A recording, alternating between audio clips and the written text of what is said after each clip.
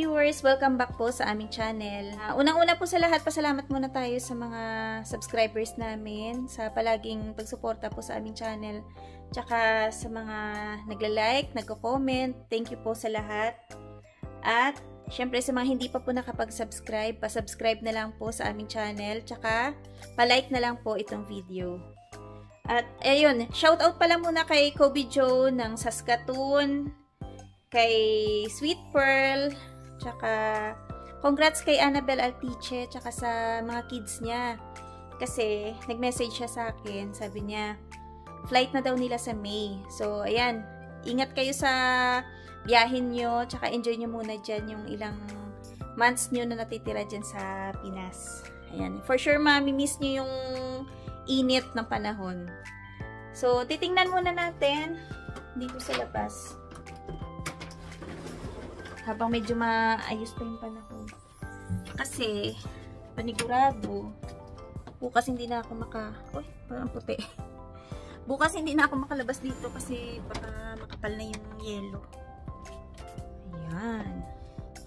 So, yun sabi po sa Saskatchewan Storm Watch, meron daw pong babagsak na snow na 25 to 35 cm. So, medyo makapal po yun. Pero sa ngayon, so ganyan po yung sitwasyon namin dito. Medyo makapal pa naman yung snow. Ayan. Siyempre, yung kalat namin nandiyan pa rin. Pero din walang snow. Tsaka, ano yun, parang storm siguro yun. Kasi medyo malakas yung hangin Aabot yung hangin sa 60 to 70 kph. So, medyo malamig. Malamig. Kasi giniginaw na ako. So, medyo malakas yun. Pagka ganun ka, 60 to 70. Sabihin nito, kaya ka na naman. Labas-labas ka na naman dyan. Kaya medyo ina-expect natin na medyo marami tayong papalahin sunod na araw. Pero yun mo, 3 araw yung ipapatak niya. Mula madaling araw ng Sabado, Linggo, tapos Lunes. At ito pala, nag-email naman sa amin yung school, buti na lang, Monday, walang pasok yung mga bata kasi may strike yung mga teachers dito sa Saskatchewan. Hindi lang po sa Pinas may strike, pati naman dito din. Nabeng na? Ayun. Kasi siguro hindi pa nabibigay sa kanila yung hinihingi nila. Nung nakaraan nga, nag-early dismissal sila nung Tuesday. So, yun. Yun yung reason bakit nag-early dismissal sila. Kasi, nag-strike sila. Tsaka, naalala ko nung Tuesday, grabe pa naman yung lamig nun. Tapos, nandun sila sa Wascana. Naka-bundle up. Ayun, kasi naglalaba pa din naman ako. Tapos, nagda-dryer pa. Habang nag-aantay ako, may mag-chika minute muna tayo saglit. So, ayan. Yung ikwento ko lang about sa, isang kakilala ko sa Facebook. Hindi ko naman siya ka-close. Tapos, isang araw, bigla na lang nag-message. Tapos, nangumusta, ganyan. At, sinagot ko naman. Sabi niya, hello, kamusta? Sabi niya. Sabi ko, okay lang naman. Tapos, sabi niya, uy, ang tagal mo na pala sa Canada. Tapos sabi, may kadugtong. Siguro mayaman ka na. Sabi ko, uy, hindi naman. Sabi ko, pero before niyan, marami pa kaming pinag-usapan, ganyan. Na, yung kamustahan lang din. Tapos, sabi ko, ang Canada kasi, hindi to yung kagaya sa ibang bansa na pagka nagtrabaho ka doon, libre ka sa bahay, at kung minsan, kumbaga may mga bonus, ganyan. Sabi ko dito kasi, hindi ganun yun. Pagka pumunta ka dito, bilang worker, or resident ka na, sabi ko, kailangan mo maghanap ng bahay na matuluyan. So, kailangan mo magbayad ng renta, utilities, at kung ano-ano pa mga bills. Tapos sabi ko, at kung may sasakyan ka pa, naku, hindi kasosyalan yan dito. Sabi ko, ano yun? kailangan talaga yun kasi lalo yung panahon dito hindi basta-basta, lalo winter. Sabi niya, ay ganun ba? Sabi ko, kaya mahirap maging mayaman din dito kung yun yung iniisip mo. Sabi ko nga. Tapos parang hindi na siya masyado nag-follow up pa ng mga tanong, ganyan. Pero before nun, ang dami niyang mga tanong about sa pera, ganyan-ganyan. Kung ano bang magandang daw dito, ano magandang trabaho, ganito, ganyan. Tapos the next day, tiningnan ko yung messenger. Hala, binlock ako, te. Kasi di ba pag binlock ka, pag pinindot mo yung yung message niya, nakalagay doon, you cannot reply on this conversation, parang ganyan. So yun, ibig sabihin, binlock niya ako. Sabi ko, isip-isip ko lang, ay puti naman. Kasi diba, wala naman siyang sinabi na mangungutang or ano, pero yung iba niyang tanong kasi more on about sa pera, ganyan, tapos yung basta parang kumukuha siya ng idea kung kamusta talaga yung buhay ko dito. Siguro tinitingnan niya yung mga previous na mga post ko, pasyal-pasyal namin, ganyan. Tapos ina-assume niya na mayaman ka na agad. Let's go, diba? Kaya ayun, sa isip-isip ko, mas maigi na rin na binlock niya ako. Okay na rin yun. So, at least, diba, nabawasan yung mga intindihin mong mga pasaway na, diba, mga intention ay tingin ko mangungutang talaga. So, ganyan. Ayan, kaya sa mga hindi pa naka-experience mag-abroad, tapos yung mangumusta kayo or may bala kayong mangutang sa mga kakilala nyo, huwag nyo pong i-expect na once nasa abroad, yung mga kakilala nyo marami na agad pera. Kasi lahat-lahat naman tayo may mga obligasyon sa buhay, 'di ba? Lalo na yung pang-araw-araw mong gastos, ganyan, renta sa bahay, at kung ano-ano pang bills. Lalo na dito sa Canada. Wala pong libre dito. Somehow, naging thankful talaga ako na binlock niya ako. Kasi naisip ko, wala naman akong ginawang masama na kumbaga sinagot ko lang naman siya kung ano yung buhay meron kami dito. Siguro parang tinamaan siguro, baka na-guilty siya na ganon. Kaya nang block na lang. Ewan ko sa kanya. Dahil hindi na pagbigyan. Kumbaga hindi pa nga siya nakastart pero alam, parang naunahan siguro, kaya sabi niya, baka nasa isip niya, ay hindi tayo makapangutang dito, kaya i-block na lang natin. So, ayun. Yun lang muna yung aking ma-share na kwento. Kasi, wala tayong masyado mahagilap na kwento. And tingnan ko muna yung nilabahan ko, tapos yung tutupi pa ako. At, hanggang dito na lang muna yung aming video for today. Maraming salamat sa palaging panonood. Sa mga hindi pa po nakapag-subscribe dyan, pa-subscribe na lang sa channel namin at pa-click po yung notification bell para updated po kayo sa mga videos na i-upload po namin. Bye-bye! Ingat-ingat! Happy weekend! Bye! Star bread. Meron tayong milk, sugar, and meron tayong active dry yeast. Mix lang natin ito, tapos set aside natin.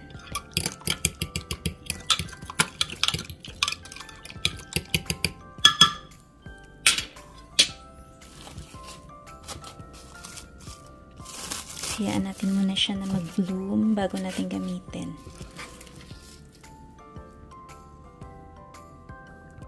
Meron tayong 3½ cups na all-purpose flour. Ayan, 1/2 cup na sugar. 1/2 teaspoon salt. 1/4 cup na powdered milk. So, ayan, okay na yung yeast natin. Pwede natin dito ibuhos ang ating yeast. Ayan. Tapos 2 itlog. Tapos 1/2 cup na butter. Haluin lang muna natin saglit bago natin ilagay sa stand mixer.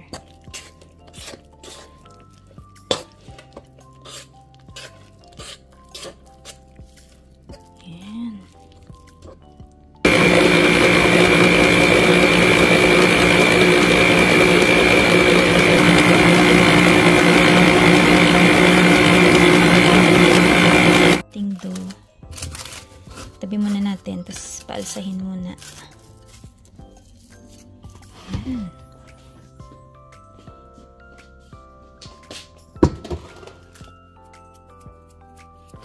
Ayan. Okay na yung ating dough. Ilipat na natin dito sa ating board. Ay, bigat. Hindi siya malipat. Ayun.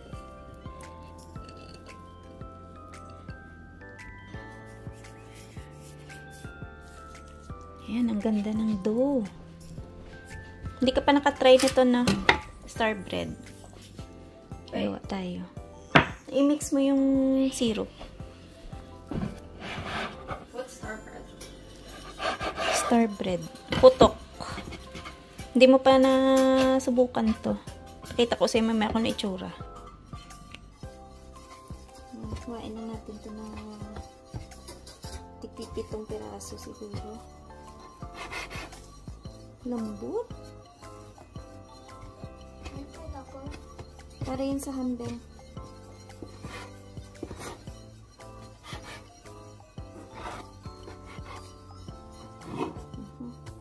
Lambot din siya, oh. Ang bango ng kasi may powdered milk. Ang bango ng dough.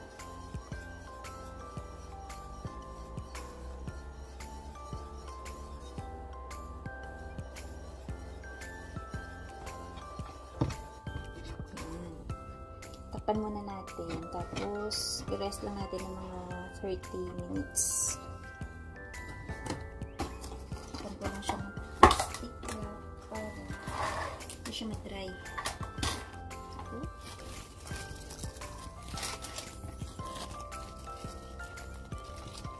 Ayan. Rest natin ng 30 minutes.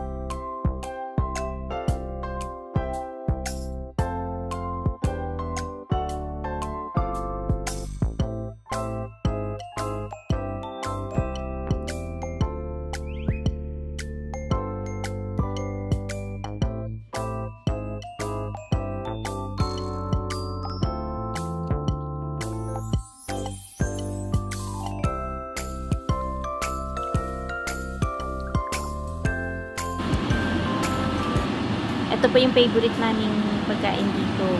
Chicken biryani. Pinapa-absorb ko lang po yung sabaw dito sa rice. Tapos, ipapatong ko yung chicken sa taas bago i-bake.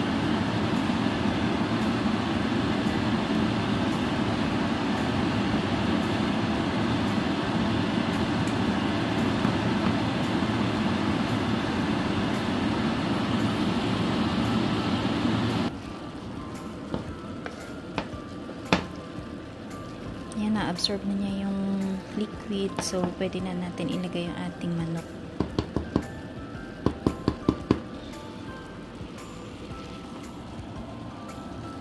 Ito yung manok natin. Pinrito ko na siya kanina. Tapos, isabay na natin sa pag-bake.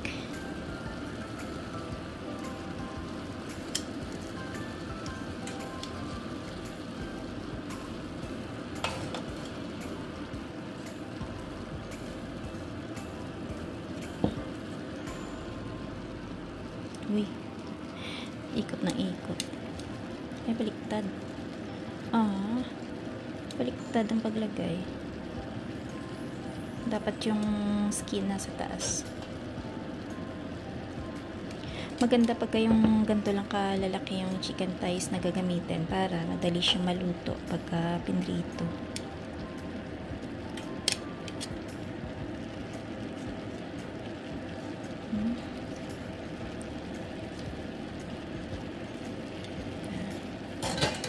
May kanin ka na, may ulam pa. Yan.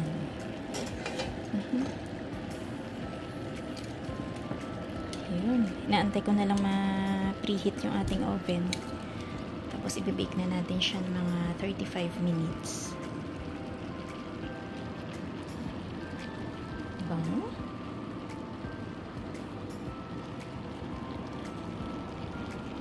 Tapos ito naman po yung ulam namin na gulay, ang palaya. Tapos ayan, may itlog lang. Gigisahin ko lang siya sa sibuyas, kamatis, tsaka bawang. Ay, after ko mag-bake, pwede ko nang lutuin to.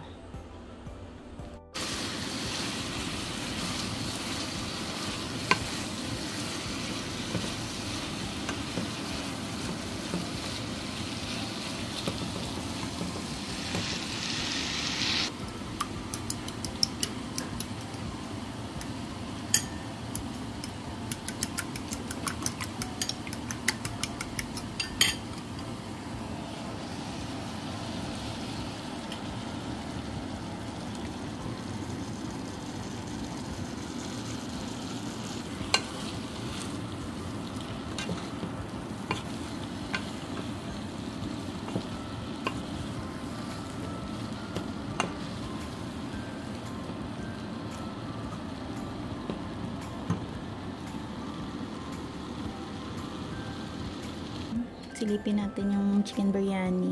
Oh, sarap. Yan, oh. Ilang minutes na lang luto na yan, eh. Yung ating ampalaya luto na din. Ayan, oh.